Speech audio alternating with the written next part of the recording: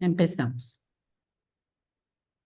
Bueno, muy buenos días a todas las personas que nos acompañan en este tercer Congreso Internacional de Decanos y Decanas de Educación de Latinoamérica, Redecaneu.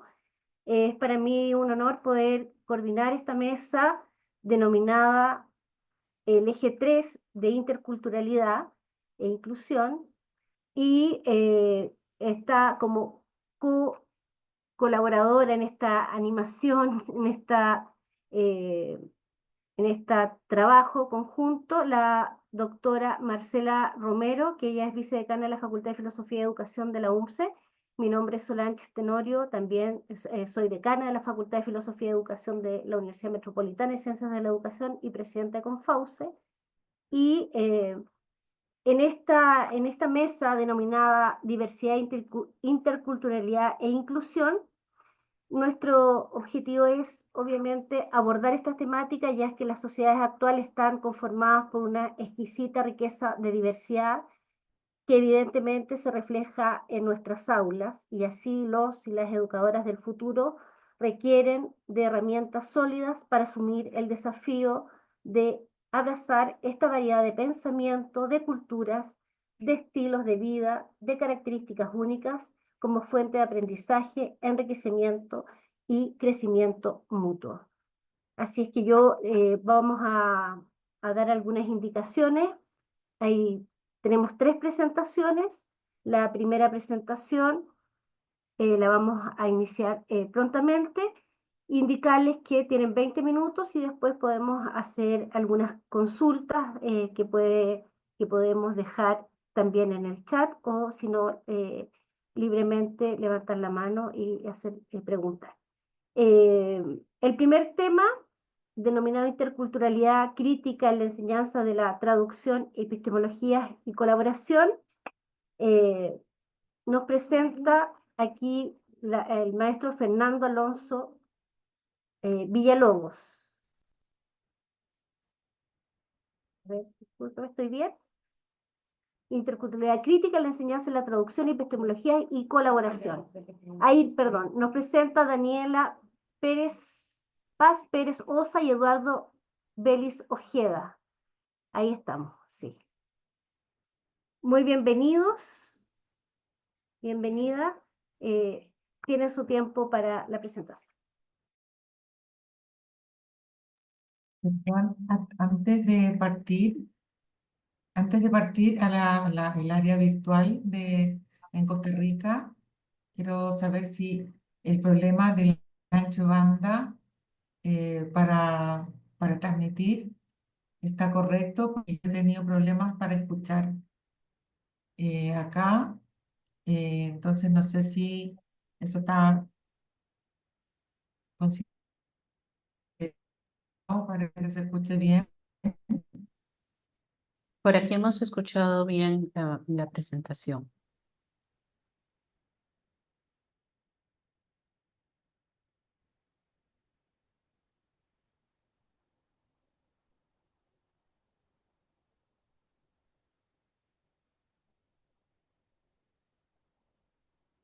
Buenas tardes, ¿comenzamos entonces? Ok, perfecto. O sea, buenos días y buenas tardes a todos los presentes. Muchas gracias por tenernos este día aquí. Mi nombre es Daniela Pérez. Una consulta, ¿se ve la diapositiva? Se ve Se ve correctamente. correctamente. Perfecto, muchas gracias. Bueno, mi nombre es Daniela Pérez, como dijeron. Yo soy traductora, magíster en enseñanza en inglés y doctoranda en educación. Y voy a presentar junto a mi colega Eduardo Vélez Ojeda. Eduardo, por favor. Muy buenos días y buenas tardes también. Soy Eduardo Vélez, soy traductor inglés-español, magíster en estudios de traducción, doctor en estudios de traducción e interpretación y soy profesor asistente del Departamento de Idiomas Extranjeros de la Universidad de Tarapacá en Chile. Muy bien, entonces nosotros vamos a hablar acerca de interculturalidad crítica en la enseñanza de traducción, epistemologías y colaboración. Nuestra presentación trata acerca de una experiencia pedagógica innovadora. Es una investigación de tipo investigación-acción donde vamos a hablar acerca de diversidad, interculturalidad e inclusión.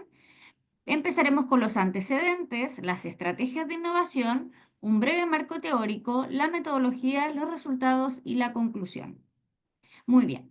Entonces, como les comentamos, nosotros somos de Chile, de la región de Arica y Parinacota. Pueden ver en este mapa de acá. Nosotros estamos en el borde occidental de Sudamérica. Arica es una región que tiene como vecinos a Perú, a Bolivia. Podríamos decir que es una trifrontera. Es una región que tiene una alta diversidad cultural. Además de las últimas olas de migración de los últimos tiempos, también existe una alta población que pertenece a los pueblos indígenas u originarios. También es una población que tiene población considerada afrodescendiente, a diferencia de otras regiones de Chile. Como pueden ver, y según el censo del 2017, un 35,7% pertenece a un pueblo indígena u originario en esta región. Los programas de estudio de traductor inglés-español y de pedagogía en inglés son carreras y programas de estudio con alta proyección. ¿Qué quiere decir eso? Que hay mucha matrícula. Cada año aumenta la matrícula y el interés por aprender inglés, ya que se considera el inglés, ¿cierto?, como un capital que ayuda a la movilidad social. En ese sentido, nos hemos dado cuenta de que existe una perspectiva de la traducción como una actividad funcional con enfoque de mercado. ¿Qué quiere decir eso? Que muchos de los textos que se traducen son o tienen un fin más bien económico y mucha de la información viene del norte global, de países desarrollados, como se dice, ¿cierto? Estados Unidos, Australia, Corea, Japón. En ese sentido, se le presta poca atención al conocimiento local e incluso al conocimiento latinoamericano. Toda la información que los chicos traducen, ¿cierto?, viene de afuera y por lo tanto hay una reproducción de las ideas y de las epistemologías que vienen especialmente, ¿cierto?, de América del Norte y también de Europa. Por otro lado, en traducción hay poca atención a la traducción inversa. ¿Qué quiere decir traducción inversa? Cuando traducimos del español al inglés. Bien, es algo que tampoco las carreras están considerando, no lo tienen en la malla. Entonces, como nosotros notamos estos antecedentes, nos dimos cuenta de que hay una falta de conexión del programa de estudios y de los estudiantes con el conocimiento local.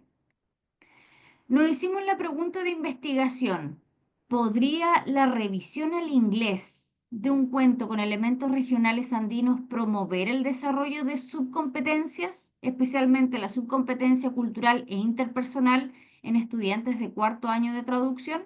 En nuestro caso nos enfocamos en la revisión al inglés porque lo proyectamos no solamente para aprender a traducir, sino que para aprender inglés. Entonces, las estrategias de innovación en este estudio de caso, investigación-acción, fue integrar la interculturalidad crítica en la enseñanza de traducción, desarrollar la subcompetencia interpersonal y cultural, aplicar la extranjerización como un enfoque de traducción y generar una colaboración con la comunidad y una vinculación con el medio. Entonces, acá tenemos uno de los primeros conceptos dentro de nuestro marco teórico que es necesario explicar. Conocemos el concepto de interculturalidad, ¿cierto? Y lo tratamos de una manera bastante genérica, pero hay autores como Tubino o Walsh que plantean distintos tipos de interculturalidad.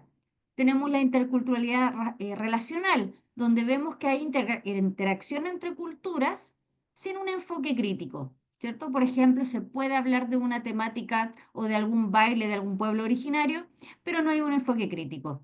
La interculturalidad funcional es la inclusión de la diversidad donde tampoco se cuestionan las desigualdades. Usualmente la interculturalidad funcional la vamos a ver mucho en los discursos, especialmente en políticas educativas que intentan incluir a los pueblos originarios, por lo menos en Chile, pero lo hacen a través de aspectos que se pueden considerar como folclorizantes. Por ejemplo, que para ciertas fiestas los chicos bailen o se le enseñan algunas características del pueblo como un contenido, ¿cierto? Pero la interculturalidad crítica que plantea Tubino y Walsh tiene que ver con este cuestionamiento y esta transformación de condiciones de poder asimétricas, ¿cierto? Y nos vamos a dar cuenta de que en este proyecto hubo un cuestionamiento, ¿cierto?, acerca de distintas epistemologías. Ahora, autores como Medina y Guamán de Perú, ¿cierto?, plantean que para que exista interculturalidad de verdad y esta interculturalidad crítica, se tiene que recuperar el conjunto de saberes y tradiciones que ayuden a comprender y valorar el mundo en todas sus dimensiones, ¿cierto? En ese sentido, ellos dicen que no vale mucho si hablamos de otras culturas si es que primero no hacemos un rescate de este conjunto de saberes.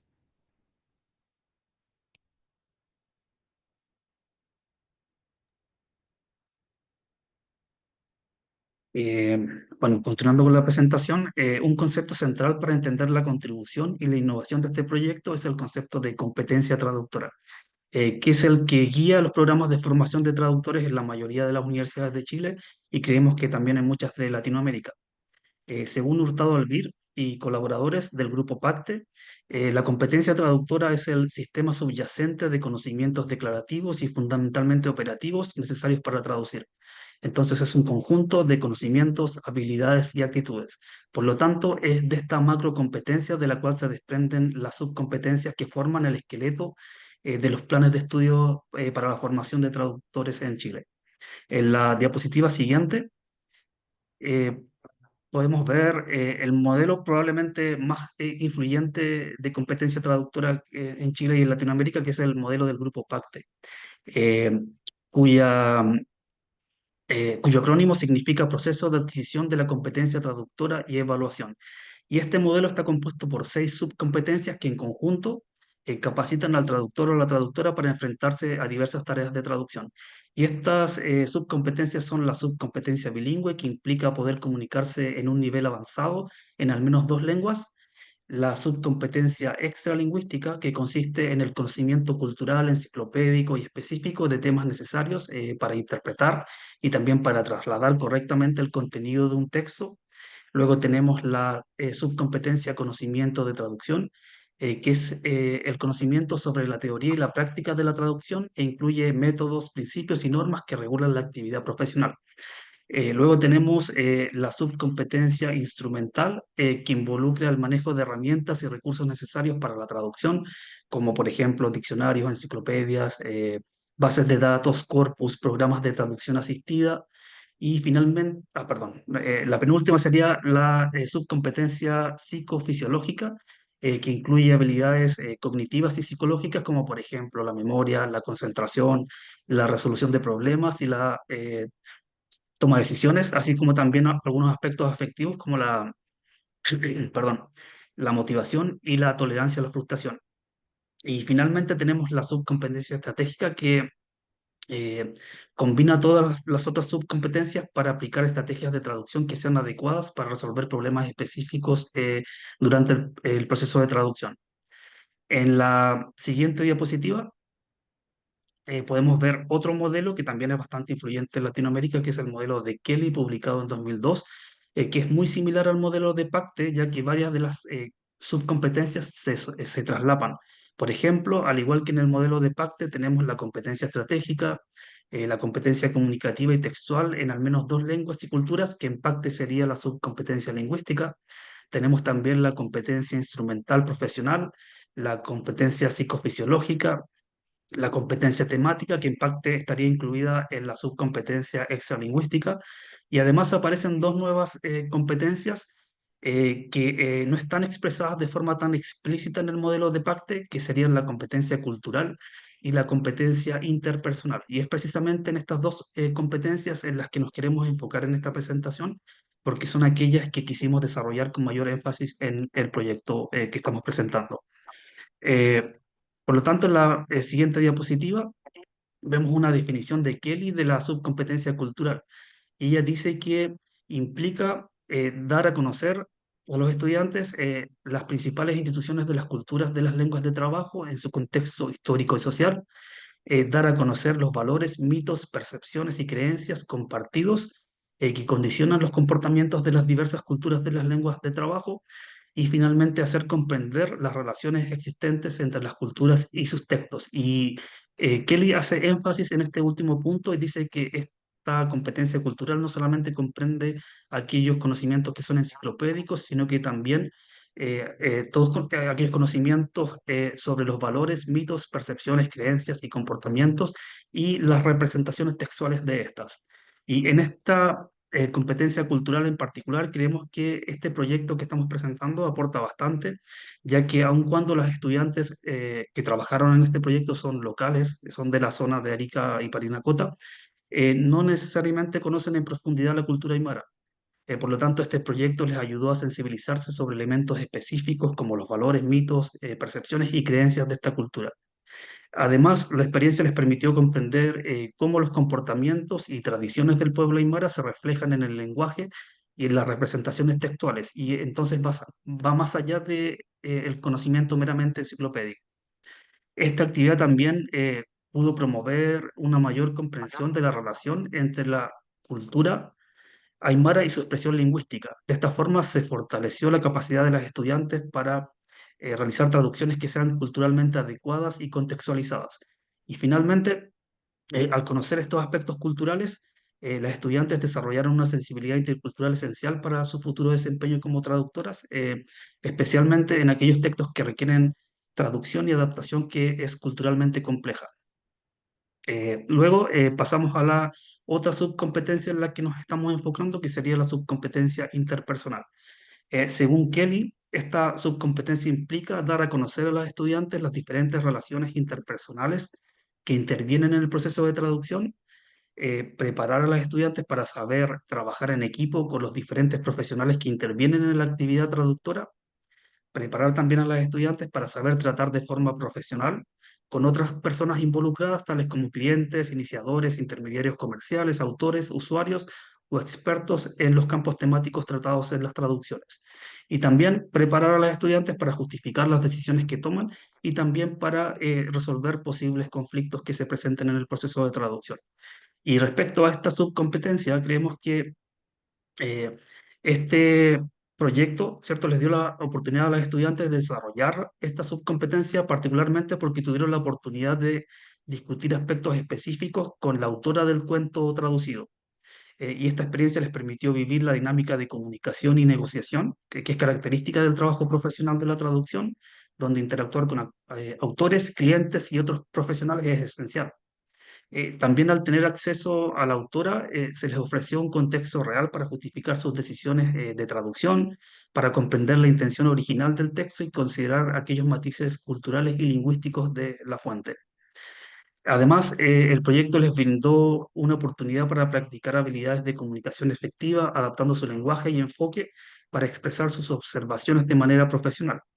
Y luego de esta intervención, de esta experiencia, se les aplicó una encuesta a los estudiantes y esa encuesta les permitió también reflexionar sobre lo que aprendieron y a reforzar la importancia de la colaboración y el respeto mutuo en la traducción. Finalmente, en conjunto, esta actividad fomentó una comprensión más profunda de la responsabilidad y del rol del traductor en la representación de otras voces y también en la mediación cultural, elementos que son clave en la subcompetencia interpersonal. Luego de explicadas estas dos subcompetencias en las que nos estamos enfocando en este proyecto, ¿cierto? Quisiera dar a conocer los objetivos de este proyecto. En primer lugar, el objetivo general fue desarrollar una propuesta que visibilice a escritores indígenas y distintas epistemes en el currículum del programa de traducción. Y los objetivos específicos fueron indagar en las percepciones de los estudiantes respecto a la traducción inversa y a temáticas locales, identificar características de la literatura indígena aymara, traducir de manera colaborativa aplicando la metodología indígena y desarrollar la subcompetencia interpersonal y cultural. Dejo entonces con ustedes a mi colega Daniel. Muy bien, muchas gracias, Eduardo. Entonces, en ese sentido, esta investigación no solamente cubría aspectos epistemológicos de contenidos, sino también aspectos convivenciales y también emotivos. Era básicamente aplicar esta interculturalidad en todos sus aspectos. Por eso, antes de empezar el proyecto, nosotros aplicamos una encuesta a las estudiantes, a todos los estudiantes, para ver si realmente estaban interesados en participar en este proyecto. Era totalmente voluntario. Bien.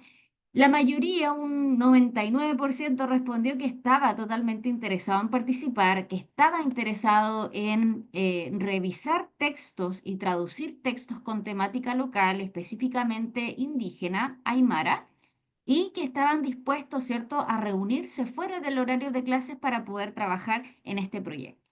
Entonces se aplicó una encuesta de entrada y luego aplicamos una de salida. Realizamos reuniones con la autora, ¿ya? La autora también se acercó a nosotros de manera totalmente voluntaria y esto fue el inicio del proyecto. Ella tenía ya un texto traducido al inglés, pero era una traducción que no contenía o no tenía un enfoque en particular y más bien lo que hacía era invisibilizar los elementos culturales. Por lo tanto, nosotros recogimos este texto, se lo mostramos a las estudiantes que pueden ver en la imagen y se llevó a cabo estas 3 reuniones presenciales con la autora, donde ellas pudieron conversar frente a frente acerca de qué se trataba el texto y poder resolver todas las dudas.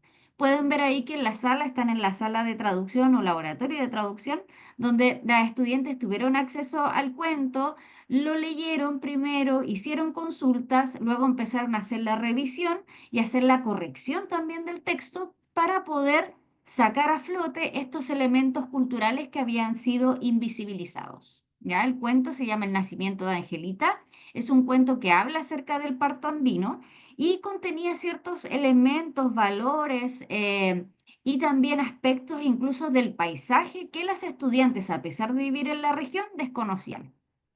Por ejemplo, el cuento también contenía imágenes acerca del Día de Muertos, ¿cierto? Ya estuvimos cerca de la fecha. Y todo este contenido permitió un diálogo, o Disculpe, sea, no solamente Daniela, fue información, discul- ¿sí? disculpe, queda un minutito, así es que si puedes apurarte un Perfecto, poquito, te lo sí. agradeceríamos. Gracias. Entonces, la traducción al inglés sirvió para promover todo este contenido. Por ejemplo, hablar de el parto andino o parto vertical, ¿cierto? Entonces usaron el enfoque extranjerizante y las notas de pie para poder reforzar este contenido y que no se perdiera en el inglés. Pueden ver ahí abajito que aparece Manteo y su definición en inglés. Por lo tanto, bueno, hubo una participación voluntaria de los estudiantes de cuarto año, más de un 50%. Los estudiantes mostraron la capacidad de poder identificar errores que tenía el texto original y poder traducirlo. Las reuniones con la autora se consideraron como relevantes, aparecieron en los resultados de la encuesta de salida. Pudieron los estudiantes identificar elementos propios de la cultura andina y manifestaron la actividad como una grata, donde pudieron aprender acerca de otra cultura y también cuestionar por qué se valora más el parto horizontal y no tanto el parto vertical. Bien, la conclusión es que este proyecto fue muy grato y se puede aplicar en otros contextos educativos, como la enseñanza de inglés a nivel primario y secundario, también en la enseñanza del inglés como tal, y se pueden incorporar elementos culturales locales en el aprendizaje de una lengua extranjera. Por lo tanto, se pueden fomentar las competencias interculturales desde etapas tempranas o etapas finales, como vemos en alumnos de cuarto año o quinto año, y se puede sensibilizar a los estudiantes sobre la diversidad cultural y prepararlos para una comunicación más efectiva y respetuosa en el mundo globalizado. Bien, damos gracias. Ahí están las referencias que usamos para escribir nuestro artículo y para realizar nuestra investigación. Muchas gracias. Muchas gracias. Muy bien, muchas gracias Daniela y Eduardo por su presentación, el proyecto muy interesante. Y ahora le voy a dar el pase a Marcela Romero para que nos presente el tema número 2. Después vamos a tener un espacio para las preguntas que pueda tener la audiencia de esta tarde. Muy bien.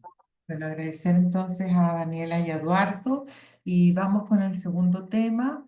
Voy a presentar a Gabriela Contreras. Ella es la responsable de los materiales educativos del proyecto Chapán-Ñan del Ministerio de Cultura en Perú.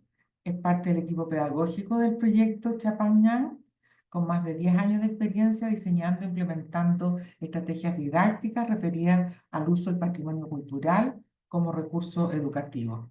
Entonces, bienvenida Gabriela, tienes 20 minutos a partir de ahora. Y a los 5 minutos yo te pongo, levanto la manito y ahí ya sabes que te quedan los 5 minutos. Ok, buenos días, ¿qué tal? Mi nombre es Gabriela Contreras, yo soy del Ministerio de Cultura, del proyecto Capacñán. Eh, bueno, soy licenciada en Arqueología, con maestría en Gestión del Patrimonio Cultural. Me acompaña en esta práctica pedagógica mi compañera Rocío Venturo, a quien le doy pase para que se presente. Hola con todos, agradecida con esta participación y soy Rocío Venturo, parte del equipo educativo del proyecto Capacñán y doy pase a Gabriela, que ella es la que va a mostrar nuestro trabajo. Gracias. Bueno, para un poco contextualizar qué es el Capacñán, ¿no? Voy a hacer una breve referencia sobre el Capacñán. El Capacñán es el gran sistema vial andino que fue inscrito a la lista del Patrimonio Mundial de la UNESCO el 21 de junio del 2014. Este ha sido una postulación que presentó un hito en la historia del UNESCO, ya que por primera vez se postuló un expediente multinacional que abarcaba 6 países, siendo estos Argentina, Bolivia, Colombia, Chile, Ecuador y Perú, ¿no? Y este expediente resalta en general la obra tecnológica prehispánica más importante de América del Sur. ¿Por qué es importante el Gran Camino Inca? El Gran Camino Inca o Capacñán fue planificado, construido y utilizado por el Estado Inca para conquistar y gobernar las poblaciones incorporadas al Tahuantinsuyo y administrar los diferentes recursos existentes en este vasto y diverso territorio. Se constituyó como el principal eje de poder político, social y económico de los incas, facilitando así la comunicación, integración e intercambio de productos, bienes y servicios. Actualmente, el Capacñán sigue articulando redes de comunicación, producción e intercambio entre las comunidades que se trasladan por estos tramos. Se trata, por tanto, de un patrimonio vivo que a la vez se constituye como una oportunidad para el desarrollo armónico y compartido. Acá podemos ver una imagen de la renovación anual que se hace del puente Queshuachaca, que es uno de los puentes que todavía se continúa renovando con técnicas prehispánicas desde la época de los incas, ¿no? El proyecto Capacñán del Ministerio de Cultura fue creado en el año 2001, ¿no? Cuando el Estado peruano reconoce de preferente interés nacional la investigación, el registro, investigación, conservación y puesta en valor de esta extensa red de caminos que se encuentra en nuestro país, ¿no? Para centrarnos un poco en lo que es el proyecto educativo, el componente educativo que forma parte de este proyecto, es necesario entender qué es la puesta en valor, ¿no? La puesta en valor de las zonas arqueológicas involucra 2 procesos o 2 aspectos muy importantes.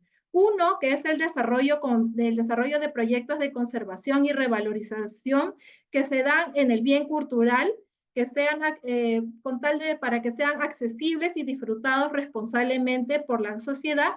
Y 2, es la realización de acciones con la comunidad enfocadas en la generación de espacios de diálogo con la población para contribuir con el proceso de apropiación social del bien cultural, ¿no? Para adentrarnos un poco más, ¿qué es apropiación social? Nosotros consideramos que apropiación social del patrimonio cultural es el proceso a través del cual la población reconoce los bienes culturales como suyos, estableciendo así una relación de valoración positiva y formación de un espíritu crítico y comprometido con su conservación y salvaguarda.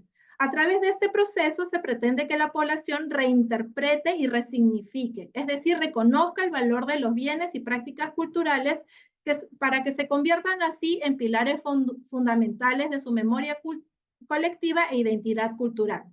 De esta manera se establecieron, en esta parte de apropiación social, se establecieron 2 estrategias de trabajo. Una con la comunidad, hablamos de público adulto mayor, adulto y adultos mayores, y otra con los niños, niñas y jóvenes. Es así como se crea el proyecto educativo Caminantes del Capacñán. ¿no? Que nace con la intención de generar estrategias didácticas significativas a través de las cuales los estudiantes pudieran reconocer, comprender, valorar y transmitir sentimientos o acciones de preservación de su patrimonio cultural. Entonces, a la hora de iniciar este proyecto, nos encontramos con una situación, ¿no? Que se identificó que gran parte de los niños, niñas y adolescentes que viven o estudian en zonas aledañas al Gran Camino Inca no son conscientes de la envergadura e importancia de este monumento o bien cultural. Problema que se origina en limitado conocimiento, comprensión y valoración, así como en la paulatina pérdida de la memoria colectiva y la identidad cultural. Esta situación en zonas rurales se da fundamentalmente debido a la desvinculación con el lugar donde viven, debido a la migración hacia la ciudad en busca de mejores oportunidades de vida, y en las zonas urbanas este sentimiento de pérdida se ha visto incrementada debido en gran parte al fenómeno de la globalización, que tiende hacia la homogenización cultural en detrimento de la propia. El proyecto educativo Caminantes del Capañán inicia su creación en el año 2012, ¿no? Y estaba orientado al desarrollo de estrategias didácticas significativas enfocadas en contribuir con el conocimiento, comprensión, valoración y disfrute responsable del patrimonio cultural, tanto material e inmaterial asociado al Gran Camino Inca. Recordemos que el Capañán es un patrimonio vivo y por tanto hay muchas comunidades que aún lo siguen usando y hay tradiciones y cultura que se encuentra asociado a este Gran Camino Inca.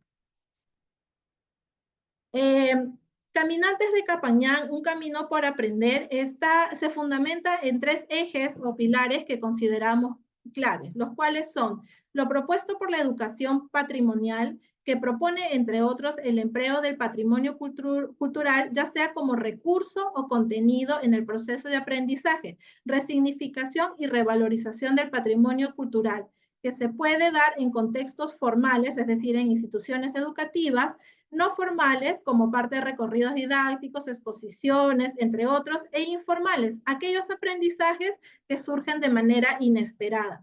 Lo propuesto por el Diseño Curricular Nacional de la Educación Básica Regular. Este es el documento que marca la política educativa peruana, en donde se contempla lo que se espera que los estudiantes logren al culminar sus estudios, y los resultados de las investigaciones científicas realizadas por el Proyecto Capañán. Uno de los aspectos más importantes es poder difundir los resultados de las investigaciones multidisciplinarias que el Proyecto Capañán realiza a nivel nacional.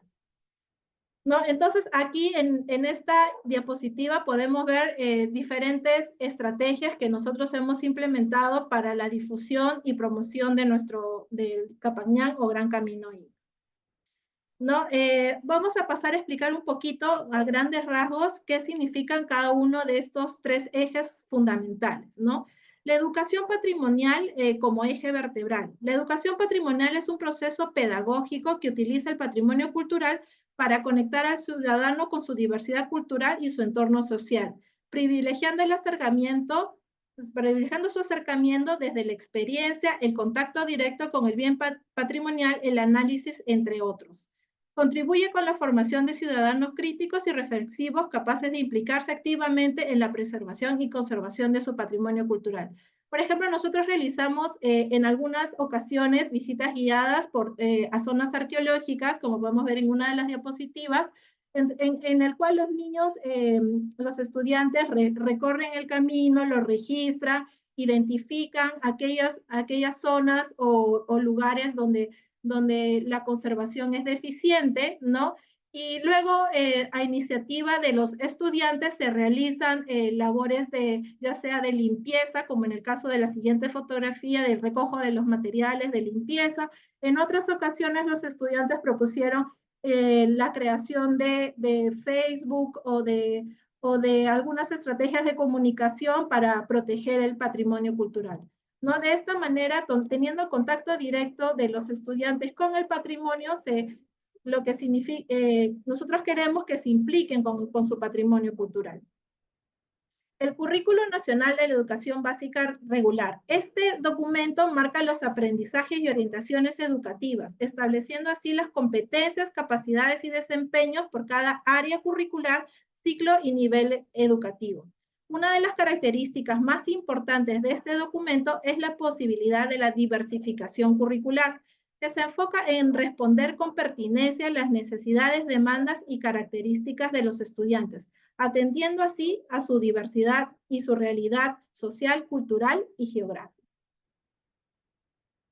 Dentro de este currículo nacional se encuentran planteados los enfoques transversales. No se han planteado actualmente, se han planteado en este documento 7 enfoques transversales, los cuales muestran los valores que se deben trabajar en todas las áreas del currículo nacional, buscando así fomentar actitudes y comportamientos positivos en toda la comunidad educativa. Es decir, no solamente se trabajan los estudiantes, sino también docentes, el área administrativa, entre otros, ¿no? Por citar algunos ejemplos, estos enfoques se relacionan, como por ejemplo, con la importancia de reconocimiento de los deberes y derechos de todo ser humano, la igualdad de género relacionada con brindar oportunidades igualitarias, la importancia de cuidar el medio ambiente, la búsqueda del bien común, la importancia de la atención a la diversidad, buscando erradicar la exclusión y la discriminación, y el enfoque intercultural, que se centra en el intercambio de ideas y experiencias entre distintas formas de ver al mundo. Nosotros, realizando un análisis de estos enfoques transversales, nos hemos dado cuenta que no se menciona de manera directa o de repente un poco de manera tangencial la importancia de fortalecer la identidad cultural y la memoria colectiva de los pueblos, ¿no? Situación que, como hemos visto, está en constante pérdida y olvido, ¿no? Y el tercer eje que nosotros trabajamos son las investigaciones multidisciplinarias del proyecto Capacñán, ¿no? Estas investigaciones se realizan a nivel nacional. Actualmente tenemos diversos proyectos de investigación multidisciplinaria en 5 departamentos de nuestro país, ¿no? Y como ya se mencionó, se trabaja en investigación, conservación, puesta en valor, y se trabaja también con el rescate de la memoria y la identidad, y dentro de este rubro, el proyecto educativo Caminantes del Capacñán. Nosotros, en la implementación del proyecto educativo, en su primera etapa, estuvo enfocada en el desarrollo de diversos talleres dirigidos a estudiantes de educación básica. Trabajo que nos permitió, por un lado, constatar la importancia de desarrollar estrategias didácticas de tipo lúdico, a través de los cuales los estudiantes pudieran expresar, experimentar, recrear procesos, usos o técnicas, logrando establecer una conexión más cercana entre el pasado y el presente. Por otro lado, la implementación de estos talleres en instituciones educativas nos permitió conectarnos con los docentes, quienes nos transmitieron sus necesidades y requerimientos referidos con la falta de estrategias didácticas para el tratamiento del patrimonio cultural y la visión fragmentada que se tiene del bien cultural, que se restringe a las áreas curriculares relacionadas con las ciencias sociales, ¿no? Por mencionarles algún ejemplo, al inicio les hablé sobre el puente que es Huachaca, que se renueva anualmente con fibras naturales, ¿no? Entonces, nosotros trabajamos un taller en el cual los niños podían utilizar un material muy similar a estas fibras, ¿no? Para recreando así el proceso de trenzado y elaboración del puente, ¿no? Esto permitió que los niños se dieran cuenta del gran trabajo que esto significaba, la importancia del trabajo colaborativo, ¿no? Y que pudieran reflexionar acerca de cómo se podría hacer para cuidar y proteger este bien cultural, ¿no? En otras ocasiones, con los niños más pequeños, trabajamos cuestiones de expresividad y creatividad, ¿no? En una de las imágenes, con los niños más chiquitos, trabajamos un tema de embolillado. Les contamos un cuento sobre el chasqui, que era el mensajero del Inca. Trabajamos el tema del embolillado y ellos realizan un trabajo de embolillado para trabajar el chasqui, ¿no? Entonces, estos son diferentes tipos de estrategias lúdicas que nosotros poco a poco hemos ido desarrollando para trabajar el patrimonio cultural, pero no desde la práctica de la ponencia, sino más bien desde la experimentación y la recreación de procesos, usos, técnicas y despertando así también la creatividad. ¿No? En lo que refiere a los docentes, en la segunda parte, luego de la implementación de estos talleres, nosotros trabajamos 10 años de implementación de talleres educativos y con sus consecuentes reuniones con docentes ubicados tanto en zonas rurales como urbanas, en más de 20 departamentos de nuestro país.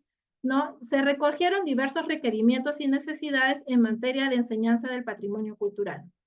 Y el más importante es la urgencia de realizar un trabajo intenso referido con el conocimiento, comprensión y valoración del patrimonio cultural material e inmaterial, el cual está pasando por un proceso de olvido, por lo cual urge contar con nuevas estrategias didácticas para su enseñanza que cambien la percepción como algo del pasado lejano, por tanto inerte y desarticulado de la realidad cultural y social actual. ¿No? Para trabajar esto, creamos las guías metodológicas para el trabajo en el aula del Capacñán. ¿No? Actualmente contamos con 4 guías, las cuales son, que es el Capacñán, que trata sobre la importancia del Gran Camino Inca. Nos vestimos con los trajes típicos del Capacñán, que trata sobre la diversidad y el simbolismo que guardan los trajes típicos de las poblaciones vinculadas a este gran camino. Arquitectura Inca, que explica las características arquitectónicas incaicas más resaltantes, y en prensa tenemos la guía que trata sobre la importancia de la agricultura como base de la economía andina. ¿No? Cada guía contiene un libro para docentes y diversos materiales didácticos, tanto para docentes como para estudiantes. ¿No? El trabajo con las guías se realiza luego de un taller dirigido para docentes, en donde se establece un trabajo de reflexión sobre las posibilidades del empleo del patrimonio cultural. ¿No? Como comentamos, ¿no? Frente al fenómeno de globalización que promueve la homogeneización cultural, es necesario considerar el patrimonio cultural como eje transversal. ¿No? Como lo hemos planteado, lo hemos revisado, analizado en el diseño curricular, no se encuentra este eje. Entonces, urge incluirlo dentro de este eje transversal de la educación. ¿No? Y el desarrollo de estrategias significativas que promuevan el acercamiento del patrimonio cultural con los estudiantes. Les voy a pasar a comentar una aplicación práctica que tuvo a bien comentarnos la profesora Cecilia Palma. Ella es licenciada en matemáticas, ¿no? Y dicta talleres, dicta cursos en diferentes colegios, ¿no? Y ella nos explicó que luego de realizar el taller y reflexionar sobre el uso del patrimonio cultural, ella empleó el patrimonio cultural en el área de matemáticas, ¿no? Y luego nos comentó que un primer caso fue el empleo de los quipus, ¿no? Que es sistema contable Inca, ¿no? Para desarrollar la competencia resuelve problemas de cantidad. Así, cada hilo que conforma el quipu mostraba una de las respuestas de un problema matemático planteado. En otro segundo caso de empleo del patrimonio cultural como recurso didáctico fue el empleo con las maquetas de 3D de las callancas. Las callancas son construcciones incas que sirvieron de alojamiento temporal al ejército, ¿no? Entonces, ella luego de hacer la construcción de las maquetas en 3D, desarrolló la competencia, resuelve problemas de forma, movimiento y localización, trabajando en lo que son áreas y perímetros. Todo este trabajo, como podemos observar, este trabajo involucró el trabajo con el patrimonio cultural, pero no como contenido temático, sino como recurso educativo, ¿no? Entonces, los estudiantes pudieron acercarse al patrimonio cultural desde otra óptica distinta a la histórica, ¿no? Y les sirvió para reforzar ideas y para analizar la importancia del patrimonio cultural y el esfuerzo que implicó a estas sociedades la creación de dichos elementos. ¿No? Los resultados de la experiencia, ¿no? Consideramos que es prioritario iniciar el debate para considerar patrimonio cultural como enfoque transversal en el caso peruano en el proceso de enseñanza-aprendizaje, contribuyendo así con el fortalecimiento de la identidad cultural y el fomento de un pensamiento crítico y reflexivo comprometido con su preservación. También es importante contemplar las posibilidades, considerar las diferentes manifestaciones de patrimonio cultural, ya sea como recurso didáctico o como contenido didáctico, lo cual hará que los estudiantes puedan analizar, visibilizar, comprender bajo diferentes ópticas al patrimonio cultural, buscando así un acercamiento natural de acuerdo a sus habilidades y sus destrezas. Tenemos algunas proyecciones para el futuro. Si bien es cierto, nosotros estamos trabajando con algunos docentes con quienes laboramos varios años, como es el caso de la profesora Cecilia Palma, nuestra intención es conformar un equipo de trabajo que desde su práctica pedagógica colaboren con la creación de un laboratorio de experiencias en torno al uso y tratamiento del patrimonio cultural en las escuelas, ¿no? Finalmente, quisiera agradecer al equipo que trabaja con nosotros, quien es Sandra Telles, del área de conservación y puesta en valor, a Lorena Mujica y Antonio Encinas, quienes son diseñadores gráficos, ¿no? Y sobre todo a la profesora Cecilia Palma, quien ha tenido a bien manifestarnos y explicarnos su propuesta de trabajo del patrimonio cultural como recurso educativo. Muchas gracias. Muchas gracias, Gabriela. Y también sumamos a Rocío, que no la teníamos puesta en lo que nos habían dado, pero qué bueno que tú la pusiste en la mesa. ¿Ya? Así que bueno, tenemos ya dos temas muy interesantes, ¿no es cierto?, sobre lo patrimonial, el patrimonio cultural y la memoria. Así que vamos a dejar a la decana Solange para que presente el grupo 3, la mesa Muy bien. 3, y vamos a seguir a las preguntas que van a estar muy interesantes. Muy bien. Muchas gracias por las presentaciones que llevamos hasta este minuto. Les voy a pedir que vayan acotándose en los tiempos asignados para que podamos conversar y hacer preguntas. Presento al tema 3, denominado Intervención Pedagógica para el Fortalecimiento de la Identidad Cultural en Estudiantes de Primero de Secundario, a cargo de Rocío Berna Venturo Juárez.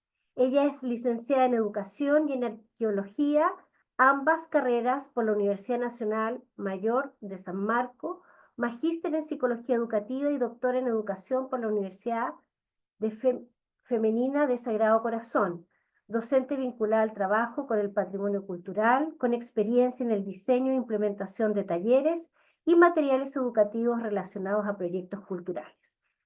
Rocío, te damos la bienvenida y estamos con tu presentación de inmediato. Muchas gracias. Buenos días, buenas tardes. Agradezco permitirme esta participación. Ahora permítanme compartir pantalla para poderles brindar parte de mi trabajo. Muy bien, a ver, permítanme. ¿Se ve correcto? ¿Me dicen, por favor? Sí. Se ve muy bien. Gracias. Entonces, bueno, les vuelvo a presentarme. Soy Rocío Venturo y tengo este proyecto de investigación o esta investigación realizada para poder compartirles a todos ustedes. Como ya mencionaron, todo lo que yo he estudiado, lo que quiero recalcar es que soy una docente vinculada con el trabajo del patrimonio cultural, ¿no? Y como se puede ver en la imagen, es una de mis prácticas docentes. Bien, inicio esta exposición mostrando algunas imágenes con respecto a nuestro patrimonio cultural, en específico en Lima, que lamentablemente no son buenas imágenes porque nos presentan a nuestro patrimonio descuidado y sobre todo, se podría decir, prácticamente cubierto por la ciudad, porque muchos de nuestros compatriotas no conocen de su patrimonio, entonces lamentablemente al no conocerlo, pues tienden a destruirlo, a ignorarlo, y entonces ante esta situación, es donde surgen preguntas, ¿no? Como por ejemplo, ¿qué prefieren las personas, salvarlo o destruirlo? ¿qué se puede hacer? ¿No? ¿Qué podemos hacer nosotros? ¿Qué pueden hacer también las escuelas ante esto? Y ante esas preguntas surge este problema de investigación, ¿no? Al ver el desinterés por lo nuestro, este desinterés genera pues una paulatina pérdida de identidad cultural, sobre todo de los adolescentes y de los jóvenes. Y ante esto, UNESCO, en la Convención sobre la Protección del Patrimonio Cultural Natural, realizada en el año 1972 en la ciudad de París, establece en su artículo 27 que los países deben hacer todo lo posible para promover el respeto y la valoración de su patrimonio cultural por medio de programas educativos e informativos. Ahí hay un punto para poder tomar en cuenta. También existe poca difusión de los derechos culturales que poseemos. Sí, entonces ante ello el Ministerio de Cultura de nuestro país en el año 2020 propone dentro de su Política Nacional de Cultura al 2030 el reforzamiento de la enseñanza del patrimonio y de las expresiones culturales para así llegar al 2030 con ciudadanos que conozcan sus derechos culturales y que los puedan ejercer con respeto, además que reconozcan su identidad cultural. También se puede apreciar que hay estudiantes, en este caso porque me estoy centrando en estudiantes de colegios, estos estudiantes que viven cerca a sitios arqueológicos pero no conocen el valor que tienen al lado. Ante ello, pues nuestra Constitución Política señala en su capítulo 1, artículo 2, inciso 19, que los peruanos tienen la potestad de identificarse étnica y culturalmente y que el Estado preserva nuestra diversidad étnica y cultural. Entonces, es importante también reconocer que el Ministerio de Educación tiene con respecto al patrimonio y la identidad, también tiene una labor importante, puesto que las escuelas son formadoras de conocimientos, dinamizadoras de valores, actitudes y también promotoras de identidad. En específico, la educación secundaria tiene una ardua labor en la formación de los estudiantes, desarrollando en ellos conocimientos, actitudes y valores que promueven su identidad nacional. Y esta identidad se puede lograr a partir de la enseñanza del patrimonio y su entorno. Entonces allí surgió ese planteamiento del problema, ¿no? ¿Cuál es el impacto que tiene la intervención pedagógica que he propuesto en el fortalecimiento de la identidad cultural en estudiantes de primero de secundaria de una institución educativa, en específico del distrito de Los Olivos? Bien, para poder hablar acerca de todo este tema, es importante poder tener unas bases teóricas que nos permitan trabajar.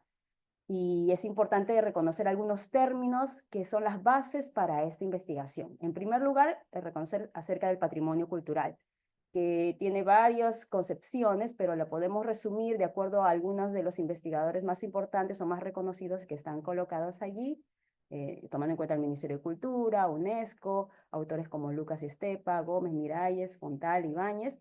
Se puede resumir que el patrimonio es una herencia. Entonces, si lo conocemos, lo valoramos y nos apropiamos, podemos llegar a desarrollar una identidad cultural que también es definida, según varios autores, como un sentido de pertenencia.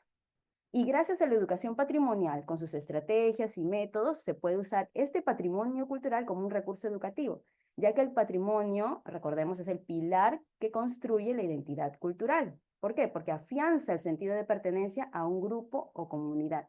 Y entonces es mediante la educación patrimonial que se favorece la identidad cultural. Y estos métodos y estrategias que utiliza la educación patrimonial han sido utilizados para esta intervención pedagógica. Y la intervención pedagógica es una acción realizada por un educador y debe ser controlada, sistematizada, programada y concreta. Entonces, por lo mencionado, la presente investigación ha desarrollado una investigación pedagógica programada, sistematizada y concreta para lograr un impacto en el fortalecimiento de la identidad cultural, considerando lo planteado por la educación patrimonial. Bien, el diseño metodológico fue una investigación de nivel explicativo, de tipo aplicada, enfoque cuantitativo, un diseño cuasi experimental, y los participantes fueron una muestra de 49 estudiantes que comprende al grupo control y al grupo experimental pertenecientes al primer grado de secundaria, estudiantes entre 13 y 14 años de edad.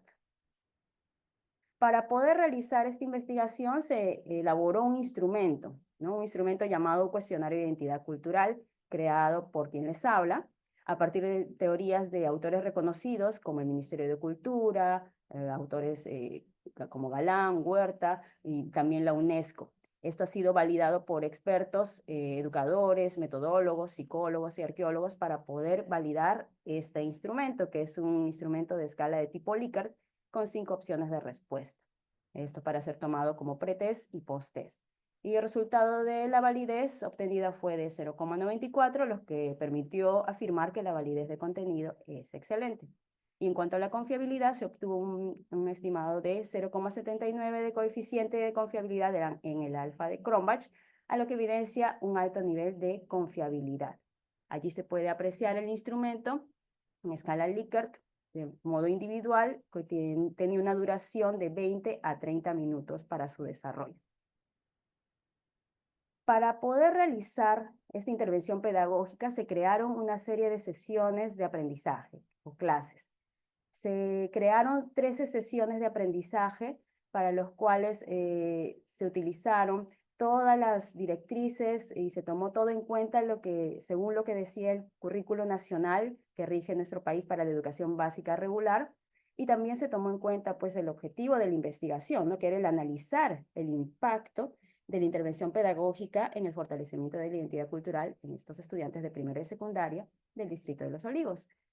Y también podemos observar en la lista que se aprecia en la pantalla, tenemos que estas sesiones no solamente fueron realizadas para el curso de Historia o de Ciencias Sociales, que es el curso donde suele relacionarse el patrimonio cultural y la historia, sino que es posible el uso del patrimonio cultural como recurso educativo para poder ser usado de modo transversal en las diferentes áreas educativas, ¿no? Como por ejemplo tenemos el área de comunicación, de ciencia y tecnología, articultura, comunicación, matemáticas, en la misma área de ciencias sociales, el área de personas, ciudadanía y cívica. Entonces es un recurso transversal. Y bueno, estas sesiones fueron aplicadas en las clases, en el aula, pero yo había programado 13 sesiones, pero los estudiantes al poder tener este contacto con el patrimonio, tener este aprendizaje significativo, ellos al final de estas 13 sesiones decidieron por propia iniciativa poder realizar una exposición de periódicos murales en su colegio, ya que ellos fueron los beneficiados de este grupo experimental, fue el beneficiado. Quisieron también mostrarle a sus compañeros de las demás aulas, de los demás grados de secundaria, que pudieran también conocer un poco acerca del patrimonio cultural, sobre todo de su distrito, ¿no? Porque el distrito donde se ubica este colegio es en Los Olivos, es un distrito que tiene variedad de patrimonio cultural, más de 30 sitios arqueológicos registrados, 19 de ellos aún siguen siendo visibles, pero lamentablemente abandonados, y muchos de ellos no lo conocían. Entonces, a partir de estas sesiones, muchos de ellos se animaron por poder mostrar un poco más acerca de su patrimonio cultural cercano y también de su país, ¿no? Pero el principal era mostrar lo que tenían cerca a ellos. Y bueno, es así que ellos hicieron estas exposiciones de periódico mural donde demostraron acerca de sus nuevos aprendizajes acerca del patrimonio cultural. Bien. Continuamos. Como les mencioné, se hicieron sesiones de aprendizaje. Estas sesiones también consideraron todos los lineamientos del currículo nacional, considerando las competencias, capacidades, desempeños, las áreas.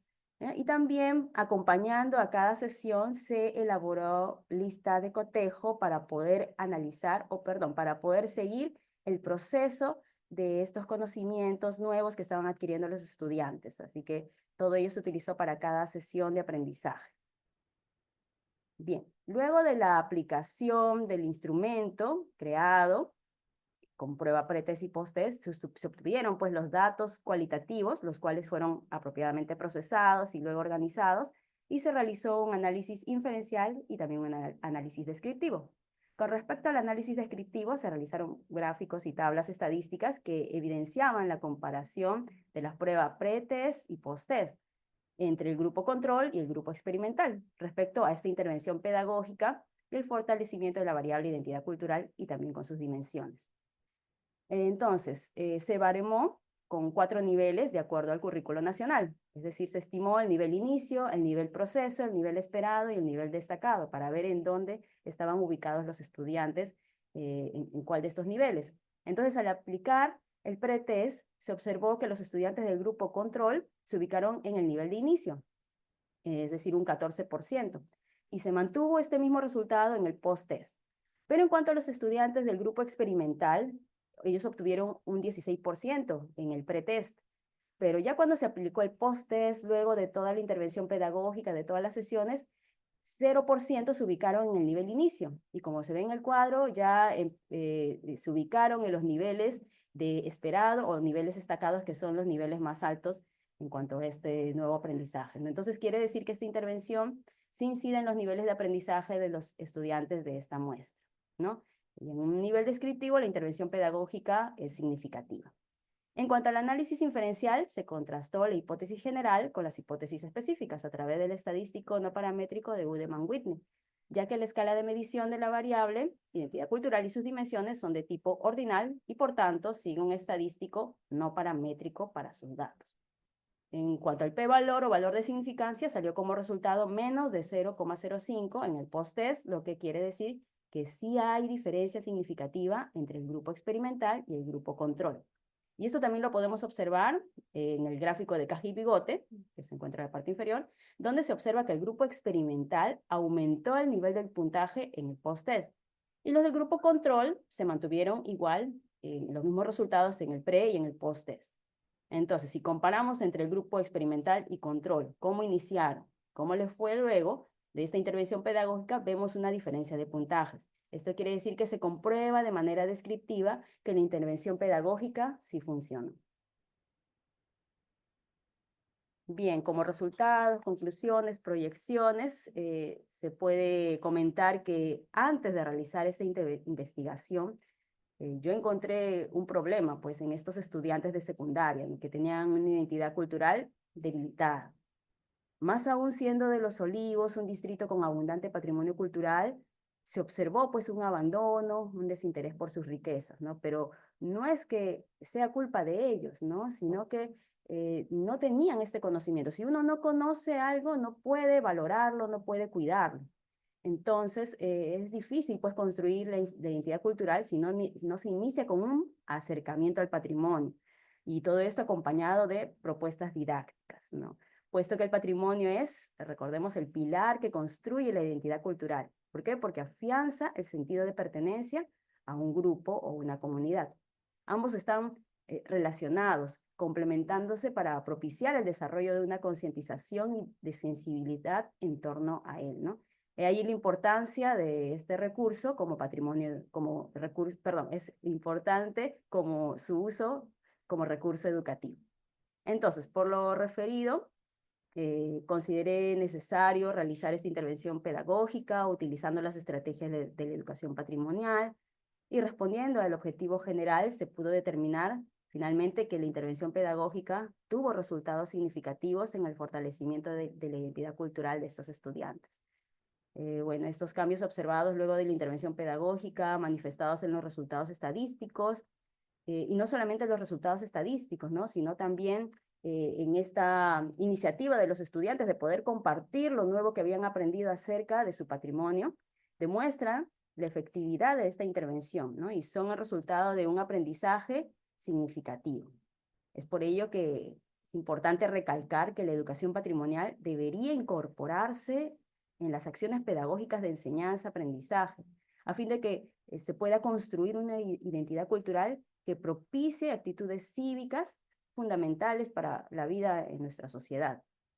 Entonces, continuamos. Bien, esta intervención pedagógica apunta y contribuye también, como ya se mencionó en un principio, a lo estipulado por la Política Nacional de Cultura, ¿no? Es un granito de arena para poder contribuir a lo que está estipulado en nuestra Política Nacional de Cultura, ya que entre sus objetivos están consolidar el fortalecimiento de las identidades culturales, planteando la implementación de acciones de educación patrimonial. Para lograr esta consolidación también es necesario contar no solamente con la institución como por ejemplo el Ministerio de Cultura, ¿no? Sino también es importante contar con el apoyo de instituciones educativas con el apoyo de docentes, con el apoyo de la sociedad, con el apoyo de la familia, porque la familia también es importante para poder inculcar estos conocimientos, estos valores, estas tradiciones que son parte de nuestro pasado, ¿no? Y todo esto también se consolida con el Proyecto Educativo Nacional al 2036, donde se sostiene que con la comprensión y reflexión de la historia se logrará reconocer nuestras raíces, tradiciones, sensibilidades y saberes, ¿no? Todo ello valiosos para la construcción de una identidad y también es importante para el fomento de un espíritu crítico y reflexivo. Entonces, finalmente, pues se recomienda que se puedan unir esfuerzos, ¿no? Entre, por ejemplo, el Ministerio de Cultura y el Ministerio de Educación para que puedan realizarse capacitaciones a docentes en temas de patrimonio y educación patrimonial y acercar a los docentes a estos nuevos conocimientos, esas prácticas, ¿no? Para que ellos tengan la posibilidad de conocer su patrimonio y sobre todo su uso como un recurso educativo. Y también pues recomiendo que este modelo de intervención pedagógica pueda ser también aplicado en otras instituciones educativas de diferentes distritos porque nuestro país es un país muy rico en patrimonio cultural, entonces todo ello pueda también replicarse en otras instituciones y puedan adaptarse de acuerdo a la zona y al lugar donde se quiera aplicar toda esta información. Así que agradezco también a la institución educativa Robert Letourneau de Los Olivos, quien permitió esta investigación, al proyecto Capangnan Sede Nacional y la Universidad Femenina de Sagrado Corazón, todos ellos quienes contribuyeron al aporte de esta investigación. Y también a todos ustedes agradezco su atención. Muy bien. Muchas gracias, Rocío, por tu presentación. Bueno, damos las gracias a todos quienes presentaron esta mañana, Daniela, Eduardo, Gabriela, Rocío recién.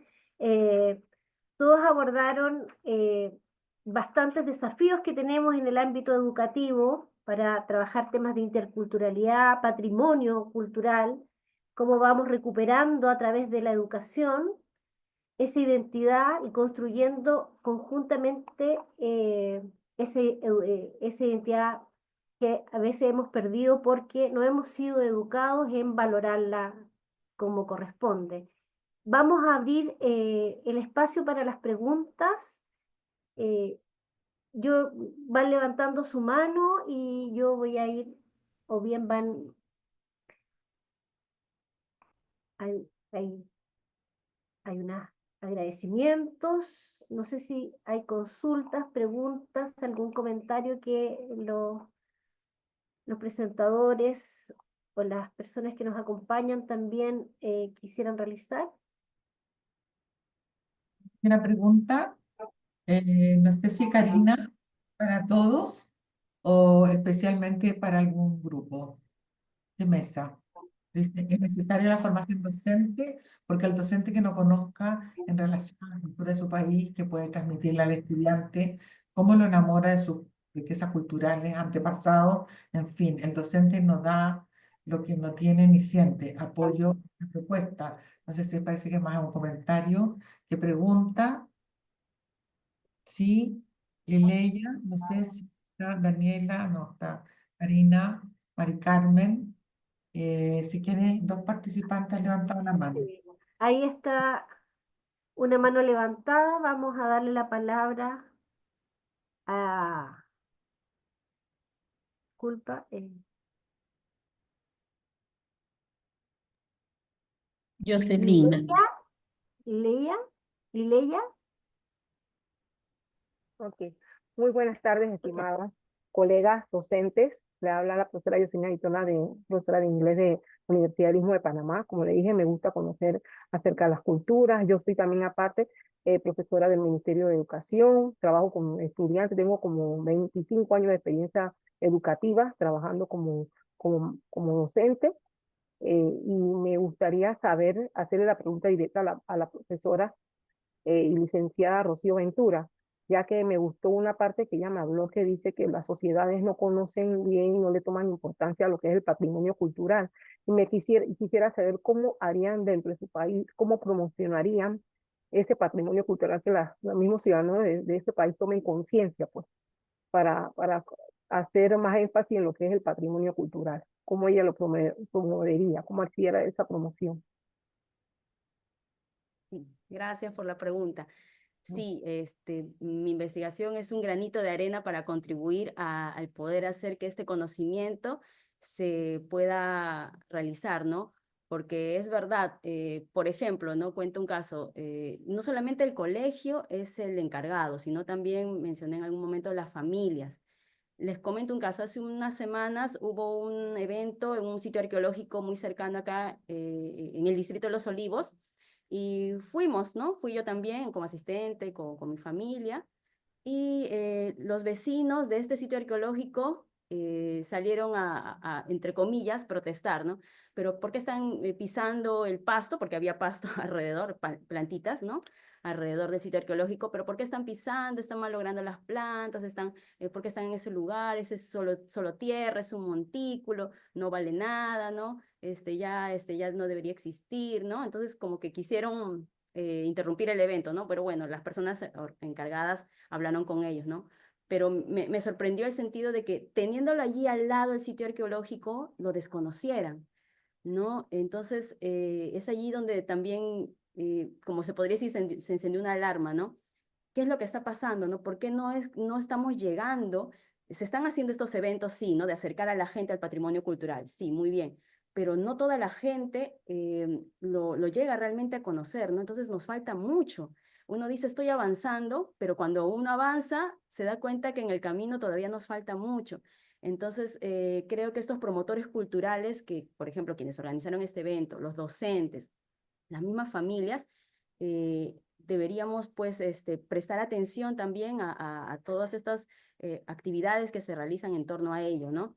Entonces, una de las maneras también desde el Estado de poder hacer que el público sea partícipe y conocedor de su patrimonio es, por ejemplo, con la Política Nacional de Cultura, ¿no? Que menciona que se establezcan modos y maneras de poder promocionar el patrimonio cultural, ¿no? Se está avanzando de manera lenta, pero se está avanzando, ¿no? Estamos haciendo, y yo sé que hay muchos gestores culturales y grupos que están tratando de revalorar nuestro patrimonio. Entonces, avanzando lento, yo sé que en algún momento, si llegamos a los niños, que es el primer punto, ¿no? Si llegamos a los niños, ellos van a ser luego profesionales que en las diversas carreras que elijan puedan salvar un patrimonio. Por ejemplo, ¿no? Es uno de ellos que escuchó sobre su patrimonio, luego es ingeniero civil, ¿no? Y le toca hacer algunas construcciones en algún lugar, pero ve un sitio, bueno, se topa con ese sitio donde va a construir en un sitio arqueológico, entonces él puede reflexionar, ¿no? No, este es un lugar importante, ¿no? Entonces, alto, ¿no? Tratemos de salvaguardar el sitio, o bueno, tratemos de hacer algo, ¿no?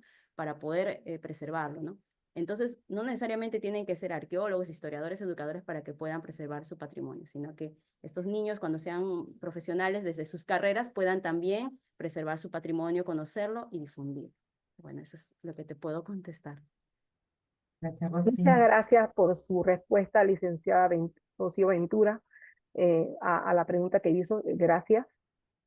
Gracias, Jocelina, por tu interés también. Damos la palabra ahora sí Sí, a gracias. Leila. Sí, muchas gracias. Bueno, en primer lugar quería agradecer a todas las participaciones. Las exposiciones me han parecido muy relevantes, interesantes, y lo que veo es que las acciones van tanto en la educación básica, en la escuela, como en la educación universitaria, como nos presentaron Eduardo y Daniela. Yo quería apuntar al marco justo de la investigación que ellos presentaron. Nos hablaban de la interculturalidad funcional crítica.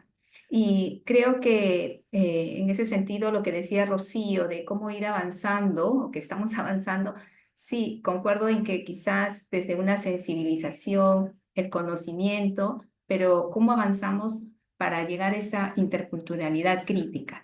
Y mi pregunta va justo para Eduardo y Daniela en ese sentido, si ellos consideran que realmente los estudiantes de traducción que estuvieron en experiencia llegaron a ese nivel de interculturalidad crítica, es decir, lograron cuestionar las desigualdades que ellos hacían mención, o solamente estaban como en un primer nivel dentro de esa interculturalidad crítica. Me gustaría escuchar su opinión y también de los otros expositores si lo tienen a bien. Gracias.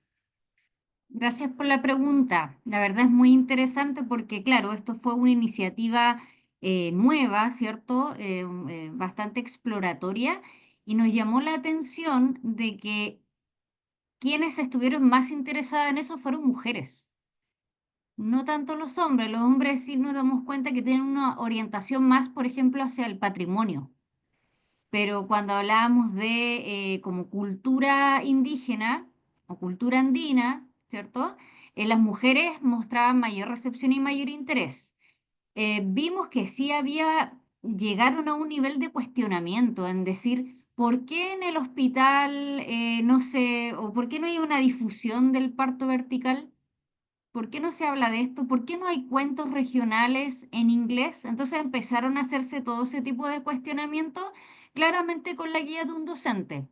Entonces, eso es lo importante, lo que mencionaban recién, ¿cierto? O sea, tienen que haber capacitaciones, tiene que haber una especie de difusión del capital cultural dentro de los docentes, un interés de los docentes también por poder difundir e incentivar a los chicos a este tipo de conocimiento y sobre todo al cuestionamiento, porque claro, una cosa es enseñar contenido, pero el otro es a cuestionarse el por qué el sistema está produciendo cierto tipo de texto o se habla, por ejemplo, de ciencia europea y se habla de saberes tradicionales en vez de hablar de una ciencia indígena, por ejemplo. Entonces, sí, es una etapa inicial donde esperamos que a futuro, ¿cierto? Esto no se vea solamente en cuarto o en quinto año, sino que ya desde primer año de la universidad los chicos puedan, se les pueda como incentivar esa curiosidad, ¿no? Y ese cuestionamiento que es propio de la interculturalidad crítica. Muy bien. Muchas gracias por el interés también y por la interesante pregunta. Yo también quería ver cómo avanzábamos en ese ámbito. Daniela, gracias por tu respuesta. No sé si hay alguna otra pregunta. De alguna manera, todas estas presentaciones que hemos tenido en la mañana que nos comparten sus proyectos, les doy estoy muy agradecida, porque también en estos proyectos vemos distintas estrategias, instrumentos, propuestas didácticas para avanzar en el desafío, ya sea por conocer, valorar y recuperar nuestro patrimonio y también fortalecer la identidad cultural. En este ámbito yo creo que el rol de los educadores de todos nuestros países es fundamental y sobre todo ver cómo vamos incorporando esa formación de competencias, habilidades en nuestros currículums formativos. Eh, si no hay más preguntas, yo le voy a dar la palabra a la doctora Marcela Romero para que nos haga un cierre. Bueno, de todas maneras, digamos, lo de Gabriela, Daniela, ¿no es cierto? Eduardo, mismo Rocío, tienen una pregunta. Yo voy a poner una pregunta transversal. Y en el fondo tiene que ver, digamos, cuál es la epistemología que subyace a esto. Porque ustedes dicen, efectivamente, vamos a trabajar desde una perspectiva, ¿no es cierto?, de identidad, si es la identidad cultural, desde dónde nos vamos a mover, ¿no es cierto? ¿Cómo ustedes hacen un montón de levantamientos de marcos teóricos, ¿no es cierto? Y luego llegan a trabajar sobre recursos didácticos, etcétera. Pero hay una epistemología afín, propia, y no quiero mirar desde una perspectiva, ¿no es cierto?, Eh, desde el otro lado del Atlántico, voy a mirar desde acá. Y antes de hacer la síntesis, me gustaría, así brevemente, que ustedes me dijesen si en su trabajo, sobre todo el de Gabriela, que lleva 10 años, ¿pueden decir que hay una epistemología que es propia del mundo andino? ¿Y cuál sería? Si es que existe, o ustedes la pueden levantar. ¿Cómo la Es bien piensan? interesante esa pregunta, porque de hecho, por ejemplo, en el caso de nosotros que hemos estado viendo a la mayoría de los escritores locales, por ejemplo, que se pueden definir como aymara, uno le pregunta si es literatura aymara y ellos dicen que no, o la ponen en cuestión, porque también dentro de este pensamiento esencialista se ve lo aymara o lo indígena como lo folclórico, como lo que está en el espacio rural, ¿cierto? pero ellos mismos plantean algo nuevo y dicen que hay que replantear eso, e incluso ellos se ven más bien como escritores regionales y no andinos, ni aymaras, ni indígenas. Entonces, este es también el cuestionamiento que uno se hace en la sala de clase. Es la misma pregunta que haces tú, Marcela, que uno empieza a cuestionarse, ¿qué es lo realmente lo indígena? ¿Es tener certificado indígena? ¿Es realizar prácticas culturales? ¿Es hablar el idioma? Entonces, esta se presta para la discusión y para alejarnos de algunas definiciones que pueden ser esencialistas. Por lo menos en la región de acá de Arique, Parinacota, hemos tenido esa experiencia porque es una zona con alta migración, con alta diversidad cultural, donde la mayoría de las personas han dejado los espacios rurales y se vienen a la ciudad. Entonces hay una heterogeneidad de elementos y de definiciones que es bastante interesante de conversar. Muy bien.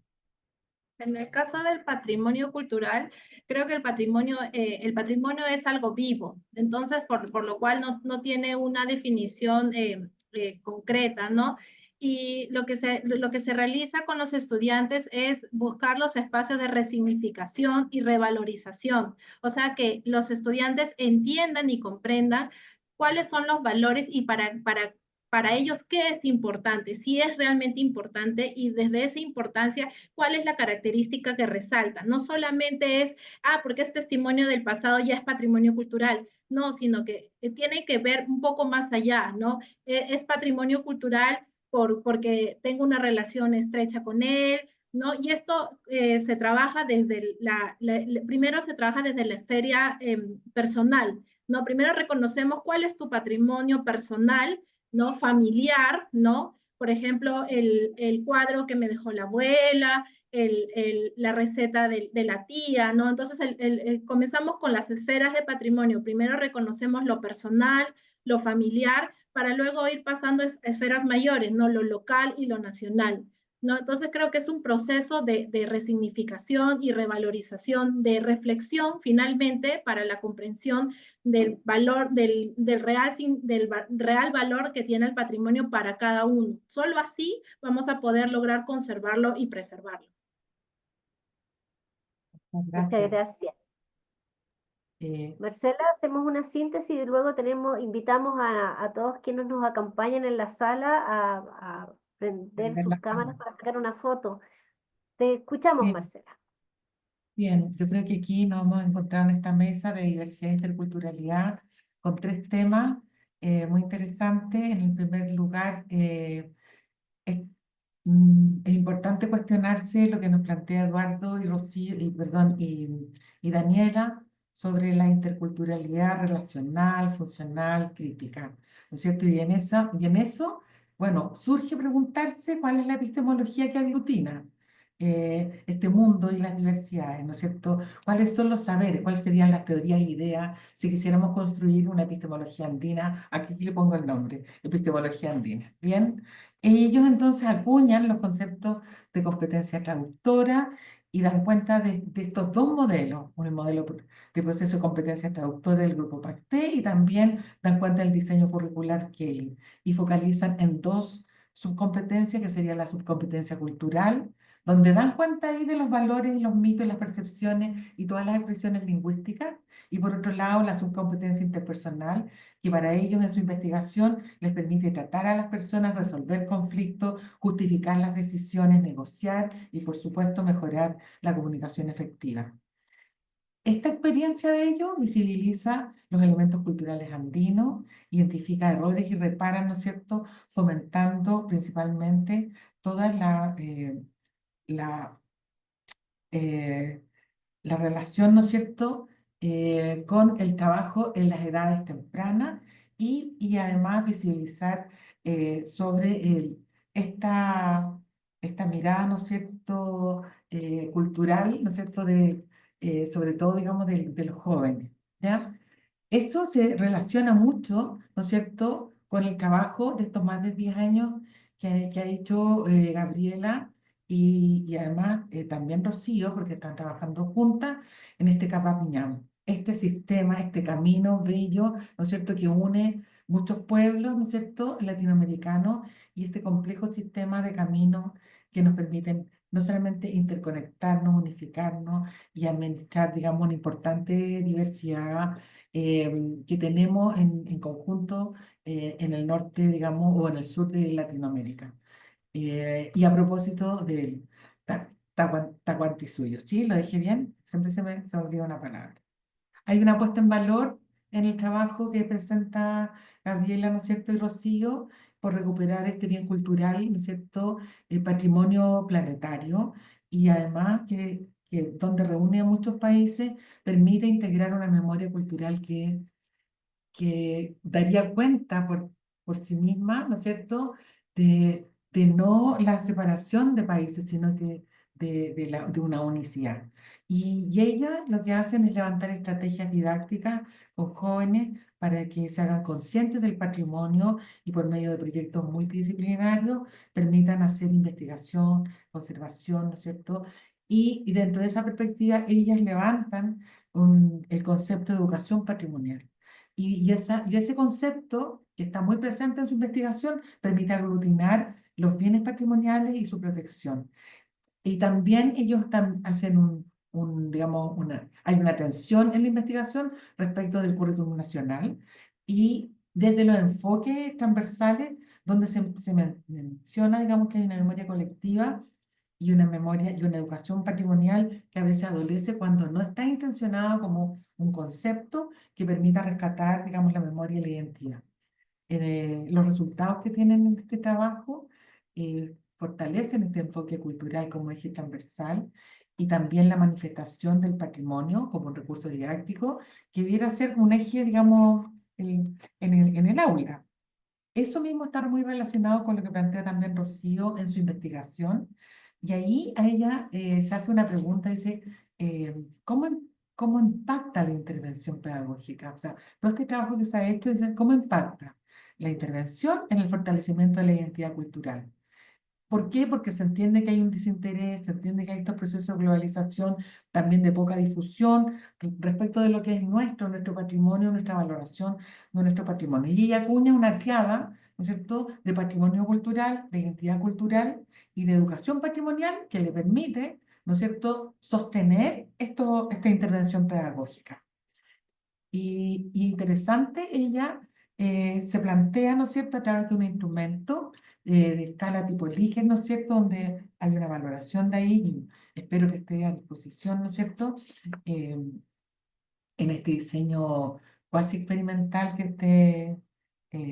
sí, es cuasi experimental, que usted plantea, ¿no es cierto?, trabajar la variable identidad cultural como un eje. Yo creo que eso hay una valoración importante en esto a través de su trabajo, ¿no es cierto?, donde podemos decir que no solamente se valida hacia el instrumento, sino que además usted da cuenta que la intervención pedagógica como un dispositivo metodológico pre, post, ¿no es cierto?, funciona muy bien y los resultados son estadísticamente significativos y por lo tanto la educación patrimonial debiese incorporarse en el proceso de enseñanza-aprendizaje. En síntesis, estas tres mesas nos han permitido, ¿no es cierto?, hablar de esta diversidad cultural y de fomentar el empleo del patrimonio como un recurso educativo para darle una valoración y apropiación a nuestra historia, inclusive nuestra historia reciente, pero nuestra historia pasada y el patrimonio, fortaleciendo así la identidad cultural. Así que les agradecemos estos tres trabajos. Me imagino que yo, así en forma muy personal, les quiero decir que están todos invitados ahí están todos los de la reunión, voy a ver si lo puedo pegar ahí, a nuestra revista. Estaríamos felices de recibir sus trabajos en nuestra revista Diálogos Educativos, si ustedes quieren escribir ahí. Es una revista, ¿no es cierto?, que tiene muchos seguidores, tal vez no está tan súper bien indexada todavía, pero tiene más de 18.000 personas que la siguen y en realidad lo que queremos es contar esto que ustedes están contando acá. Así que cordialmente. Bueno, súper, muchas gracias. Ya estamos como en la hora. Les pido si podemos abrir las cámaras, los que quieran salir en nuestra fotografía. Tenemos importantes desafíos comunes, así es que les agradezco, ha sido muy interesante ver cómo podemos compartir todas estas experiencias y llevarlas